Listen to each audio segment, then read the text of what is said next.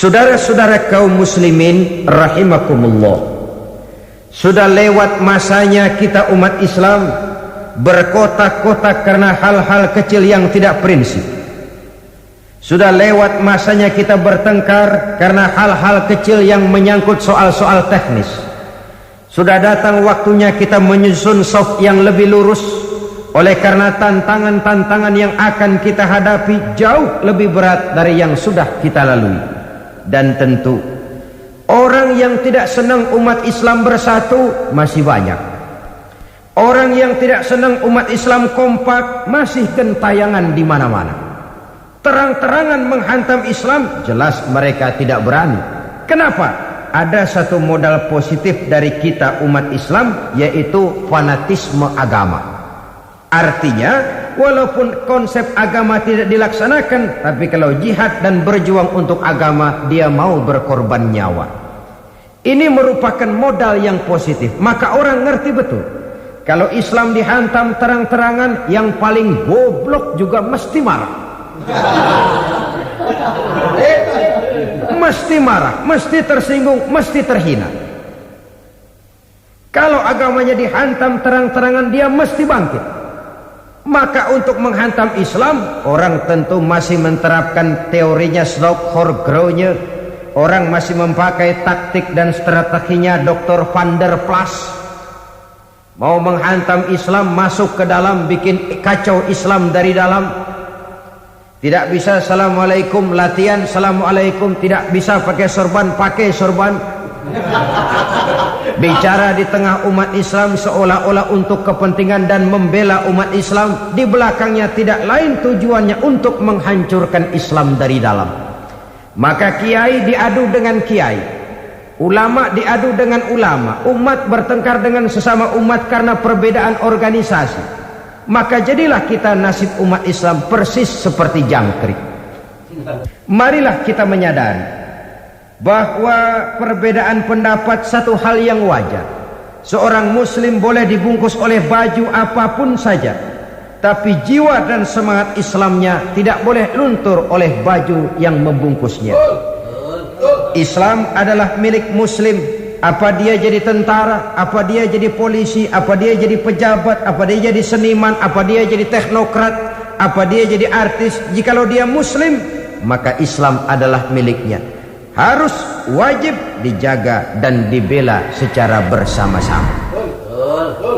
Saudara-saudara kaum muslimin rahimakumullah, oleh karena itu jangan cuma bisa mempelajari dan membaca kitabnya Imam Syafi'i, tapi belajar jugalah akhlak dan etikanya Imam Syafi'i. Jangan hanya sekedar membaca dan mempelajari kitabnya Imam Abu Hanifah, tetapi belajar dan simak jugalah akhlak daripada Imam Abu Hanifah. Satu contoh yang ringan saja. Imam Syafi'i berbeda pendapat dengan Imam Malik, tapi Imam Syafi'i tidak pernah menyalahkan Imam Malik. Ini yang saya maksud akhlak. Berbeda pendapat, tapi tidak saling tuding, tidak saling menyalahkan. Imam Abu Hanifah berbeda pendapat dengan Imam Syafi'i, tapi Imam Abu Hanifah tidak pernah menyalahkan Imam Syafi'i. Bahkan ada satu riwayat, satu malam Imam Abu Hanifah ziarah ke makam Imam Syafi'i. Lalu beliau menginap di sekitar komplek itu. Ketika subuh beliau sholat menjadi imam, dan beliau membaca doa kunut pada rakaat kedua. Selesai sholat, murid-murid beliau bertanya, "Ya Syekh, Tuan Imam, Tuan kan memfatwakan tidak pakai kunut." "Betul." "Kenapa sekarang Tuan sendiri pakai kunut?"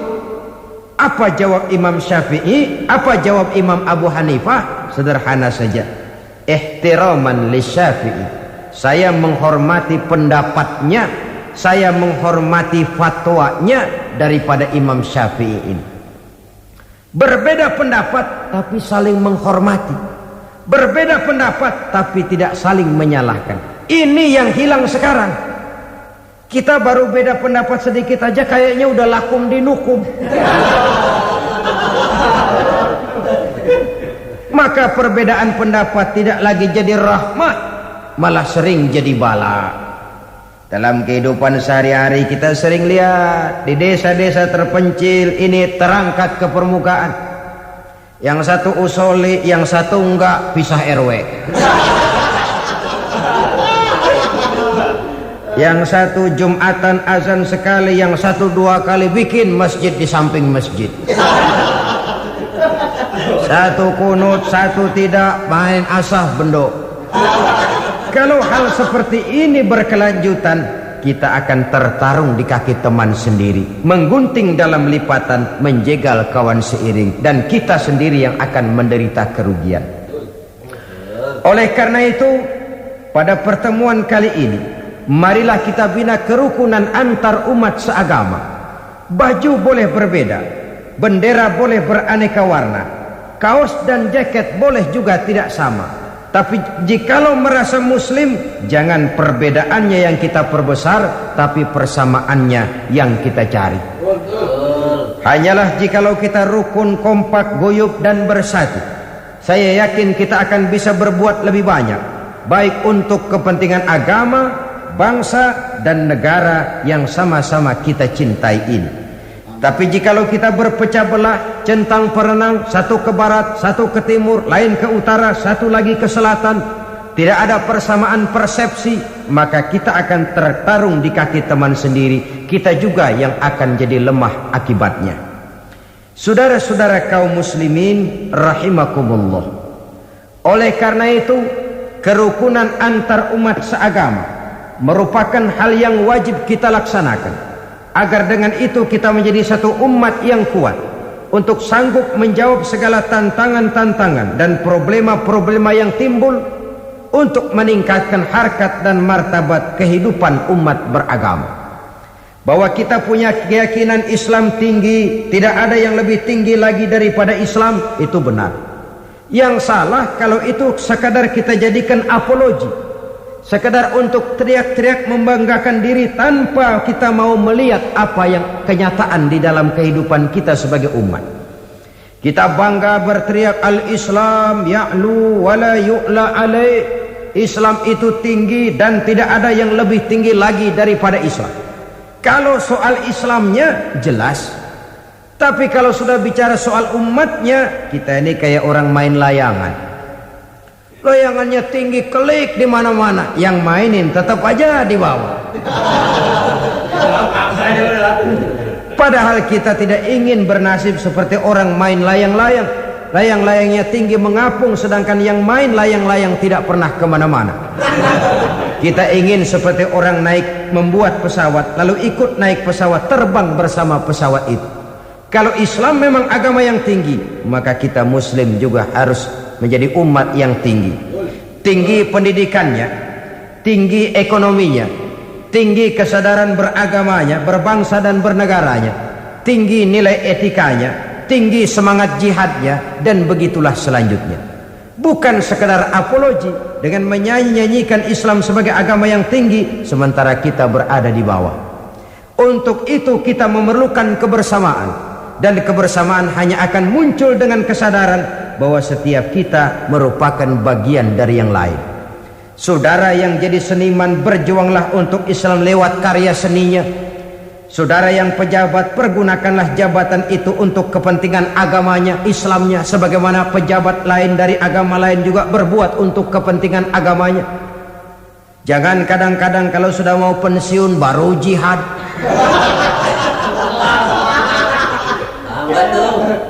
Walaupun terlambat lebih baik daripada tidak sama sekali, tapi kan akan lebih baik lagi kalau tidak terlambat. Justru kalau mau berbuat untuk kepentingan agama, jangan nunggu sampai pensiun. Ini yang sering terjadi.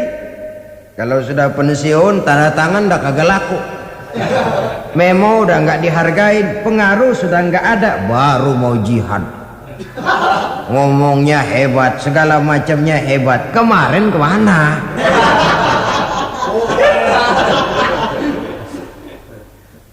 Ya memang terlambat itu lebih baik daripada tidak sama sekali. Tapi kan lebih baik lagi kalau tidak terlambat. Dan kenapa takut berbuat untuk Islam? Karena orang lain, pejabat lain pun dari agama lain berbuat untuk kepentingan agamanya. Sama-sama berbuat. Yang artis berjuanglah untuk Islam lewat kemampuannya.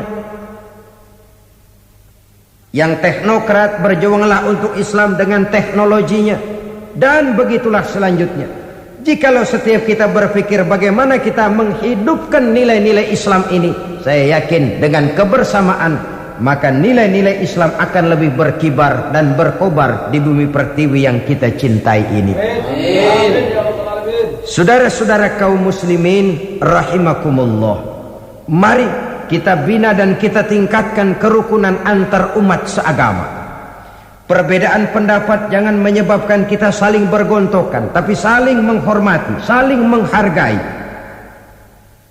Ketegangan-ketegangan yang ada jangan kita tambahkan lagi.